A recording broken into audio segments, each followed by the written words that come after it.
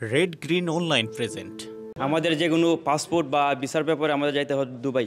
আমরা তো থাকি শারজাতে, যে কোনো সমস্যার সমাধান করতে আমাদের যাইতে হয় দুবাই। তো দুবাই যেতে আমাদের একদিন ছুটি করতে হয়, যে কোনো সমস্যার সমাধানের জন্য আমাদের আশেপাশে পাই। এটার জন্য এখানে আমাদের সাধারণ এখানে আমাদের সাধারণ শ্রমিক ভাইরা আছে 700 টাকা, 800 টাকা, 900, 1000 দিরহাম বেতনের চাকরি করে। আপনার 1800, 2000, 2500 টাকা আপ ডাউন টিকিট নেয়। বাস্তবায়ন হলো সত্য কথা, টিকিটের জন্য পয়সা জমাইতে 6 মাস 7 মাস লাগে। এটা দুঃখে অনেকজনের বিবি আরেকবার লোক চলে যা। কথাটা বুঝছেন?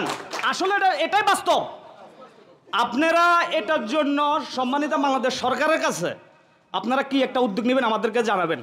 সো আপনারা অবগত আছেন কিনা না জানি না স্যার, আমরা যে ক্ষেত্রেই যাই, যে কাজের জন্য যাই, দুবাই কনসুলেটের যে সদস্যবৃন্দ বা যে কর্মচারীবৃন্দ আছেন সবার বিহেভিয়ার অ্যান্ড সবার সাথে যেরকম আমাদের সাথে ব্যবহার করা হয়, তার জন্য স্যার আমরা একদমই সন্তুষ্ট নয়। আমাদের সাথে অনেক খারাপ ধরনের ব্যবহার করা হয়, যা অনেক হ্যারাসমেন্ট হতে হয় আমাদেরকে এখানে। আমরা চেষ্টা করছি, যেটা আমার সহকর্মী বললেন, যে কিভাবে সেবাটাকে আমরা আপনাদের কাছে পৌঁছে যেতে পারি। একটা যে সেবার কথা বললাম আমরা, যে আমরা কিন্তু প্রতি সপ্তাহে বিভিন্ন আমিরাতগুলোতে আমরা বিশেষ কনসুলার ক্যাম্প কিন্তু আমরা পরিচালনা করি। যারা আপনারা সময়ের কারণে বা ছুটি না থাকার কারণে বা দূরত্বের কারণে যেতে পারেন না, তারা কিন্তু এই কনসুলার ক্যাম্পগুলোর সুবিধাটা নিতে পারেন।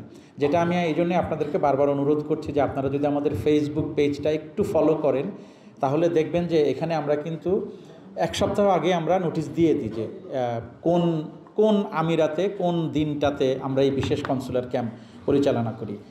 ভিসার যে জটিলতার যে কথাটা আমরা বলে থাকি, আসলে সেটা দুই দেশের সরকারের মাধ্যমে আলাপ আলোচনার মাধ্যমেই হয়ে থাকে। এই বিষয়ে আমাদের পররাষ্ট্র মন্ত্রণালয়, আমাদের সংযুক্ত আরব আমিরাতের যে দূতাবাস, তারা প্রতিনিয়ত এটা কাজ করে যাচ্ছে। সরকারের উচ্চ পর্যায়ে এটা নিয়ে আলাপ আলোচনা হচ্ছে।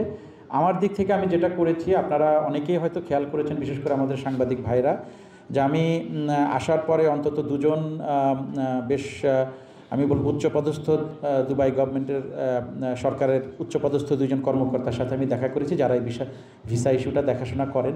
একজন হচ্ছে দুবাই ইমিগ্রেশনের যে মহাপরিচালক বা ডিরেক্টর জেনারেল, আর একজন হচ্ছেন যে এখানে যে মুহুরি যে মিনিস্ট্রিটা আছে বা মন্ত্রণালয় আছে, তাদের যে আন্ডার সেক্রেটারি।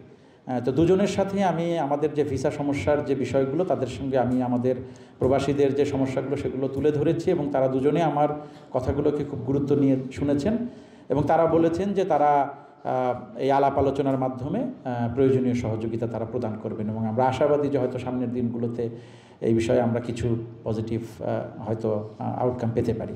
ধন্যবাদ। প্রথমে আমরা বিভিন্ন আমিরাতগুলোতে যাব। আমাদের সমিতি, আমার একটা বক্স আছে, আপনারা নিয়ে যান। আমার এখানে একজন আত্মীয় কল্যাণ বোর্ডের সদস্য হলে আপনি কি কি সুবিধা পাবেন?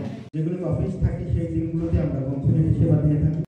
সরকারি নিযুক্ত মাননীয় কনসাল জেনারেল ভিসা একটা পরিবারের আয়ের একটা উপায়, ঠিক তার অংশ হিসাবে আজকে আমাদের মাননীয় কনসাল জেনারেল মহোদয় যেহেতু এই থাকি, এবং আমরা থাকি কেন দেশের সাথে থাকি, সবাই রাষ্ট্রের জন্য কাজ করছেন। আপনারা যে কোনো প্ল্যাটফর্মে টাকা চেষ্টা করব। সম্মানিত সুধী, আমার সবচেয়ে বেশি টাকা এবং কম খরচে পাঠাতে পারি। ওই যে টাকা ছাড়ার কথা নিয়ে এটা চার্জটা পুরো ক্লিয়ার হয় নাই। একটা সমস্যা যেটা সাধারণ প্রবাসীদের বেশি হয়, সেটা হচ্ছে আমরা 5,000 পর্যন্ত বলে দিয়েছে ফ্রি দিব। এখানে বৈধ হন ইত্যাদি হন।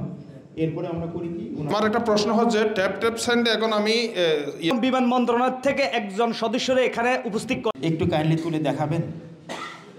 এইভাবে তুলে যারা প্রবাসী কল্যাণ বোর্ডের সদস্য, আমাদের কার্যক্রমগুলো খুব সহজে আপনাদের কাছে সামাজিক যোগাযোগ মাধ্যমের সাথে সংযুক্ত হওয়ার জন্য এবং আপনাদের অ্যানাউন্সমেন্ট সদস্যবৃন্দ বা যে কর্মচারীবৃন্দ আছেন সবার সাথে করলেন। তো আমি আসলে কম্পিটিশনের একটা যুগ।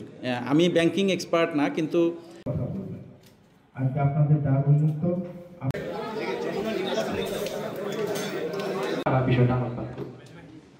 এই বিশেষ প্রতিবেদনটি যদি আপনাদের ভালো লেগে থাকে অথবা উপকৃত হন, তাহলে অবশ্যই এই চ্যানেলটি সাবস্ক্রাইব করুন এবং লাইক, কমেন্ট ও শেয়ার করে রেড গ্রিন অনলাইনের সাথেই থাকুন।